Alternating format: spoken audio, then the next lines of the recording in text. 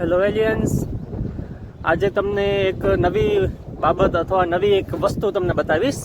કદાચ તમને ખ્યાલ હશે કે જ્યારે પહેલાંના જમાનામાં ટેકનોલોજી નહોતી ત્યારે કઈ રીતના ખબર પડતી કે કેટલી વરસાદ થશે અને કેવી વરસાદ થશે, કેટલા મહિના ચાલશે. ત્યારે એ એક પક્ષી કરીને છે ટીટોળી, તો એ એના ઈંડા કેટલા મૂકે છે એના ઉપર માણસો તર્ક લગાવતા અને પૂછતા. ચાલો આપણે પૂછીએ, એક આપણા એક્સપર્ટ છે જે જણાવશે કે કેટલી વરસાદ આવશે, ઈંડા કોના છે અને કેટલા છે. તો આ તમે જોઈ શકો છો, આ ઈંડા 3 મૂક્યા છે આપણા ખેતરમાં. કપાસનો પાક કરેલો છે.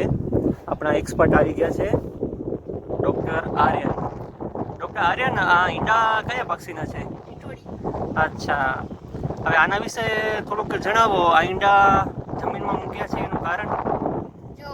જો ક્યાંક જમીનમાં તો હોય ને તો હોય ને વરસાદ ઓછી આવે ને, ક્યાંક તળાવની પાર માથે ને ક્યાંક હોય ને હું કરે ને હોય ને ઊંચાઈમાં એને વધારે વરસાદ આવે. હા, સાચી વાત છે. એવું કહે છે માણસો, પહેલાના માણસો પણ કહેતા. અને 3 ઈંડા મૂક્યા છે એનું કારણ? 3 મહિના તો 3 મહિના વરસાદ આવે. અચ્છા, અને કદાચ 4 મૂક્યા હોય તો? 4 મહિના હોય આવી શકશે. અચ્છા